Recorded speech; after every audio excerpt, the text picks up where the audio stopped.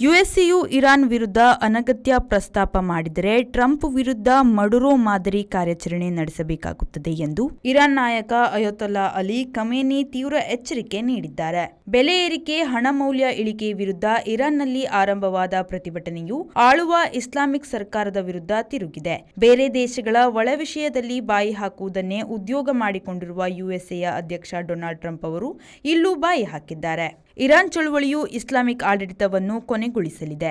Iran ಪರಮೋಚ್ಚ ನಾಯಕ Khamenei ದೇಶ ಬಿಟ್ಟು ಪಲಾಯನ ಮಾಡಲೇಬೇಕು ಎಂದು ಟ್ರಂಪ್ ಹೇಳಿದರು. ಅದಕ್ಕೆ ಪ್ರತಿಕ್ರಿಯಿಸಿರುವ ಖಮೇನಿಯವರು ತೀವ್ರ ಪ್ರತಿಕ್ರಿಯೆ ನೀಡಿದ್ದಾರೆ. ಡೊನಾಲ್ಡ್ ಟ್ರಂಪ್ ವಿರುದ್ಧ ಮಡುರೋ ಮಾದರಿಯ ಕಾರ್ಯಾಚರಣೆ ನಡೆಸಬೇಕಾಗುತ್ತದೆ ಎಂದು ಖಮೇನಿ ಎಚ್ಚರಿಕೆ ನೀಡಿದ್ದಾರೆ. ಇರಾನ್ 31 ಪ್ರಾಂತ್ಯಗಳಿಗೂ ಪ್ರತಿಭಟನೆ ಹಬ್ಬಿದೆ. 2 ದಿನಗಳಿಂದ ಇರಾನ್ ಆಡಳಿತವು ಪ್ರತಿಭಟನೆ ಹೆಣೆಯುವ ಕೆಲಸದಲ್ಲಿ ತೊಡಗಿಸಿಕೊಂಡಿದೆ. ಹಿಂಸಾಚಾರದಲ್ಲಿ ತೊಡಗಿರುವ ಜನರ ಮೇಲೆ ಸರ್ಕಾರಿ ಪಡೆಗಳು ಗುಂಡು ಹಾರಿಸಿರುವುದರಿಂದ 50ಕ್ಕೂ ಹೆಚ್ಚು ಜನರು ಕೊಲ್ಲಲ್ಪಟ್ಟಿದ್ದಾರೆ. 2500 ಪ್ರತಿಭಟನಾಕಾರರನ್ನು ಬಂಧಿಸಲಾಗಿದೆ. ಅಂತರ್ಬಲೆ ಸೇವೆಯನ್ನು ಸಂಪೂರ್ಣ ನಿಲ್ಲಿಸಲಾಗಿದೆ. ಮೊಬೈಲ್ ಸೇವೆಯನ್ನು ಕೂಡ ಹಲವೆಡೆ ತಡೆಯಲಾಗಿದೆ.